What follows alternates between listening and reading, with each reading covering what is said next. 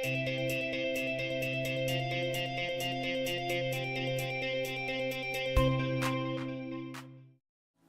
오늘 함께 잠깐 나누고자 하는 말씀은 신약성서 누가복음 18장 35절부터 43절에 있는 말씀입니다. 네, 찾으신 줄 알고 제가 받들어 읽겠습니다. 여리고에 가까이 가셨을 때에 한 맹인이 길가에 앉아 구걸하다가 무리가 지나감을 듣고 이 무슨 일이냐 물은데 그들이 나사렛 예수께서 지나가신다 하니 맹인이 외쳐 이르되 다윗의 자손 예수여 나를 불쌍히 여기소서 하거늘 앞서가는 자들이 그를 꾸짖어 잠잠하라 하되 그가 더욱 크게 소리질러 다윗의 자손이여 나를 불쌍히 여기소서 하는지라 예수께서 머물러 서서 명하여 데려오라 하셨더니 그가 가까이 오매 물어 이르시되 내게 무엇을 하여 주기를 원하느냐 이르되 주여 보기를 원하나이다. 예수께서 그에게 이르시되 보라 내 믿음이 너를 구원하였느니라 하시매 곧 보게 되어 하나님께 영광을 돌리며 예수를 따르니 백성이 다 이를 보고 하나님을 찬양하니라. 아멘. 제가 사는 포항에는 요사이 지진이 잦아지고 있습니다. 민감한 사람들이 아니면 느끼지 못한다는 진도 2 이하의 지진이 대부분이지만 어쩌다가는 건물이 잠시 흔들리는 진도 3 정도의 지진이 일어나기도 합니다. 작년 가을 이웃한 경주에 진도 5.1 그리고 진도 5.8의 지진이 연달아 일어났을 때에는 포항에서도 땅이 오랫동안 크게 흔들려서 대부분의 시민들이 건물 바깥으로 뛰어나와서 뜬 눈으로 밤을 지새기도 했습니다. 살면서 한 번도 땅이 흔들린다는 걱정을 하지 않았던 시민들이기 때문에 여러 차례 지진을 겪으면서 소소한 일상에 이르기까지 불안의 그림자가 쌓여가는 느낌을 지울 수가 없습니다. 정부에서는 거듭 안전하다고 하지만 남북으로 원자력 발전소들을 끼고 있는 포항의 지리적 여건은 시민들을 걱정하게 만듭니다. 한국 사회에서 개신교회의 미래에 대한 우리의 느낌은 지진에 대하여 요사이 포항 시민들이 가지는 느낌과 어딘지 닮아 있는 것 같습니다. 무엇보다 땅이 흔들린다는 낯설고도 생소한 느낌이 그렇습니다. 땅이 흔들리면 아무것도 온전할 수가 없는데 그때가 언제인지 모르니까 점점 더 불안해지는 것입니다. 사실 한국 사회에서 프로테스탄트 운동이 사그러들고 있다는 진단은 어제 오늘의 일이 아닙니다. 주일학교는 오래전에 무너졌고 기독 청년의 숫자와 규모도 현격하게 줄었습니다. 교회의 분열과 세습에 관한 추모는 끊일 날이 없고 부채에 눌려서 쓰러지는 지역교회와 목회자들도 부지기수입니다. 그래도 개신교의 터전은 변함없다고 믿었던 것이 우리들의 소박한 전제였습니다. 하지만 이제는 그러한 전제가 더 이상 통용될 수 없을 만큼 한국 사회의 개신교회에는 지축을 흔드는 지진이 몇 차례 일어났고 지금도 계속되고 있습니다. 그 중에서도 가장 가슴 아픈 것은 프로테스탄티즘의 정치 문화적인 영향력이 예전에 비교할 수 없을 정도로 축소된 것입니다. 현직 대통령에 대한 국회의 탄핵소추와 헌법재판소의 파면 결정이 벌어진 작년 가을부터 한국 사회의 공론장에서 개신교회가 보여준 모습은 이에 대한 단적인 예입니다. 촛불을 들고 자발적으로 광장을 메웠던 수많은 시민들과 달리 개신교회는 또 다른 광장에 모여서 점점 더 주변화되는 모습을 드러내었을 뿐입니다. 인터넷 공간을 자기 정체성이 구성되는 장소로 받아들이는 젊은 세대에게 지금 한국 사회에서 프로테스탄티즘의 위상은 솔직히 정치 문화적인 영향력을 거론하기가 힘들 지경에 이르렀습니다. 시대착오적인 국가 지상주의의 수호자 노릇에다가 공산주의와 이슬람과 동성애를 반대하는 고집스러운 안티주의를 합쳐놓은 모습 말고 이들에게 볼 수 있는 것이 거의 없다는 것이 현실입니다. 여기에 더욱 불길한 것은 한반도의 프로테스탄티즘이 시작된 지난 130여 년 동안 간단없이 계속되었던 신앙적 혁신운동이 최근에는 약화되고 있다는 점입니다. 1980년대 이후만 보더라도 개신교의 안팎에는 크게 보아 하나님 나라 운동으로 부를 만한 흐름이 있었습니다. 제자훈련, 캠퍼스 선교, 정체적 복음화, 경배와 찬양, 기독지성, 선교 한국, 코리안 디아스포라, 기독교 통일운동 등은 비록 그 출발점이나 주도 그룹은 달랐지만 하나님 나라의 확장이라는 목표를 분명히 공유했고, 그랬기에 교단과 지역과 세대의 벽을 넘어 함께 일하고 또 도울 수 있었습니다. 그러나 2017년 현재 하나님 나라 운동은 단지 그 구호와 관성과 네트워크만이 자취로 남아있을 뿐입니다. 도대체 무엇 때문에 이렇게 된 것일까요? 프로테스탄티즘은 근본적으로 총체적인 신앙 운동입니다. 전심으로 예수 그리스도를 따르려는 신앙 운동적 생명력이 사라지면 프로테스탄트 운동은 계속될 수 없습니다. 오늘 우리가 함께 읽은 본문에서 여리고로 가는 예수 그리스도를 불러 세운 맹인의 모습은 그래서 우리에게 더욱 중요한 의미로 다가오는 것 같습니다. 프로테스탄트 운동의 터전이 흔들리고 갈라지는 상황에서 우리는 스스로의 맹인된 운명을 저주하며 길가에 앉아 구걸하는 삶에 익숙해져 갈 수도 있을 것입니다. 하지만 이 여리고 맹인은 그렇게 하지 않았습니다. 그는 귀를 기울여 무슨 일이 진행되고 있다는 낌새를 느꼈고, 이 무슨 일이냐고 적극적으로 물었으며, 나사렛 예수가 지나가신다는 사실을 알고 난 뒤에는 곧바로 다윗의 자손 예수여 나를 불쌍히 여기소서라고 외쳤습니다. 주위에서 꾸짖어 잠잠하라 하되 더욱 크게 소리를 질러 울부짖었습니다. 오늘 한국 사회에서 프로테스탄트 운동을 부활시키기 위해서 이 자리에 우리가 모였습니다.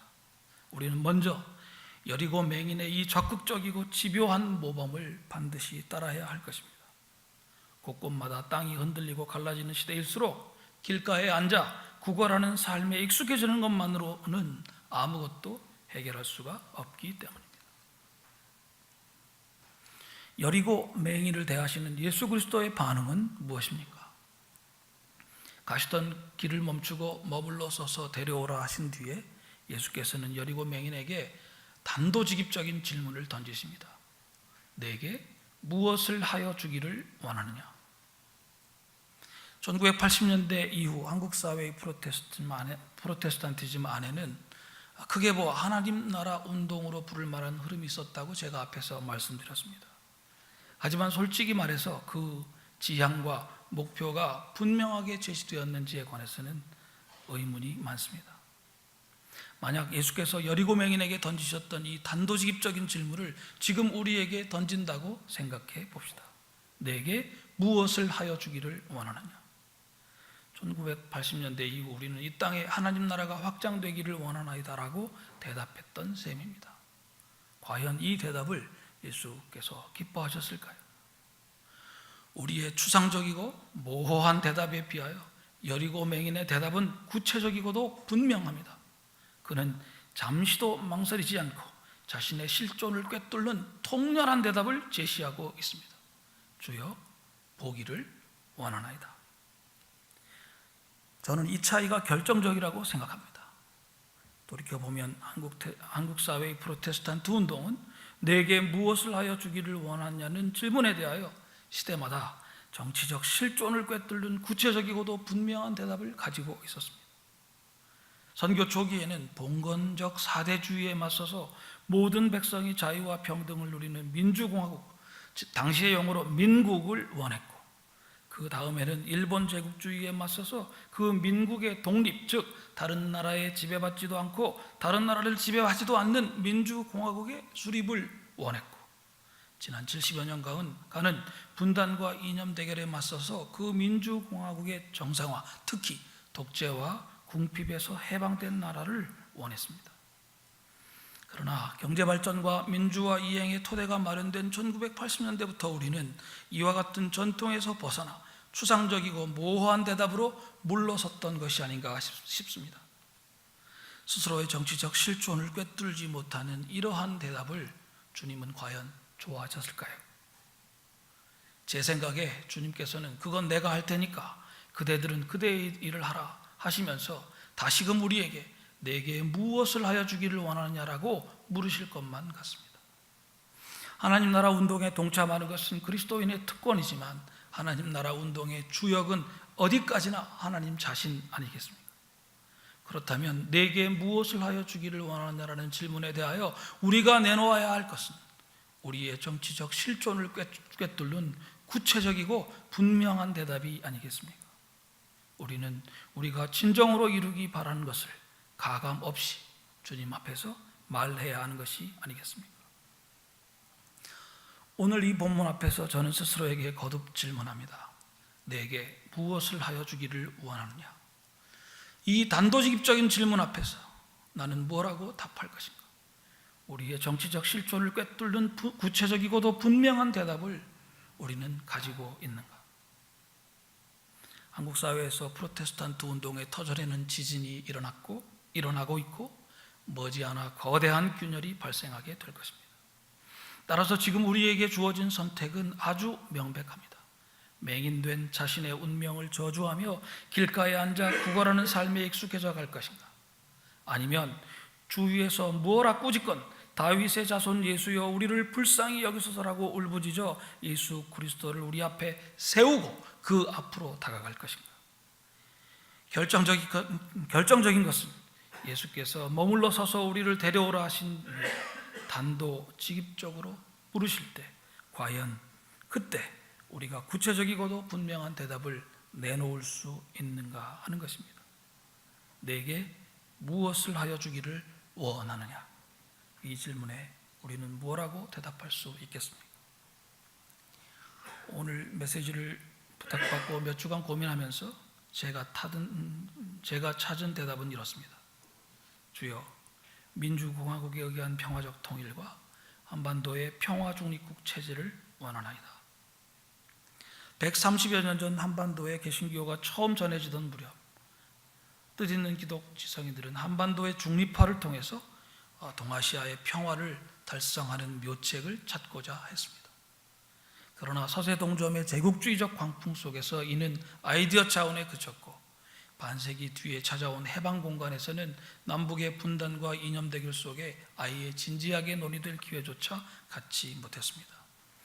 그러나 지난 130여 년의 역사를 통하여 봉건주의와 제국주의, 독재와 궁핍을 딛고 한반도의 남쪽에 정상적인 민주공화국이 자리 잡은 지금 사정이 전혀 다릅니다. 또한 국제정치적으로도 동아시아 전체가 세계에서 가장 번영한 지역이 될 21세기 전반의 맥락에서는 전혀 다른 이야기가 펼쳐질 가능성도 있습니다. 비록 거듭되는 북한의 도발 속에 미국의 군사적 개입마저 진지하게 거론되고 있는 상황이지만 그럴수록 우리는 내게 무엇을 하여 주기를 원하느냐는 주님의 단도직입적인 질문에 대해서 우리 자신의 정치적 실존을 꿰뚫는 구체적이고도 분명한 대답을 내놓아야 할 것입니다. 주여, 민주공화국에 의한 평화통일과 한반도의 평화 중립화를 원하나이다. 이렇게 말입니다. 물론 이 대답은 아직 저만의 것입니다. 그럼에도 이 말씀을 드리는 이유는 지금 이 시대 한국 사회에서 프로테스탄트 운동을 부활시키려는 사람들은 반드시 우리의 정치적 실존을 꿰뚫는 대답을 내놓아야 한다는 점을 강조드리기 위해서입니다. 우리의 울부짖음에 응답해서 예수께서 가던 길을 멈추고 물으시게 될 것입니다. 내게 무엇을 하여 주기를 원하느냐? 이 질문에 대하여 우리는 분명하고도 구체적인 대답을 내놓아야 할 것입니다. 오늘 우리의 기도 모임이 한국 사회에 뜻있는 프로테스탄트들에게 이에 대한 백화제방의 화쟁을 정하는 계기가 되기를 소망합니다. 마지막으로 덧붙이고 싶은 말씀이 하나 있습니다. 흥미롭게도 오늘 우리가 읽은 본문은 예수 그리스도의 단도직입적인 질문에 대하여 우리가 스스로의 실존을 꿰뚫는 구체적이고 분명한 대답을 내놓을 때 어떤 일이 벌어지는가를 보여주고 있습니다. 여리고 맹인에게는 삶의 근본적인 조건이 바뀌는 기적이 일어났습니다. 그 현장에서 예수 그리스도께서 여리고 맹인에게 하신 말씀은 대단히 인상적입니다. 보라, 내 믿음이 너를 구원하였느니라. 예수 그리스도의 이 말씀 이후 여리고 맹인이 곧 보게 되었듯이 오늘 우리의 기도 모임이 계기가 되어 한반도에 뜻있는 프로테스탄트들이 내놓는 대답이 동일한 말씀을 이끌어낼 수 있었으면 좋겠습니다. 내게 무엇을 하여 주기를 원하느냐? 주여, 민주공화국에 의한 평화통일과 한반도의 평화 중립국화를 원하나이다. 보라, 내 믿음이 너를 구원하였나이다. 이렇게 말입니다. 감사합니다.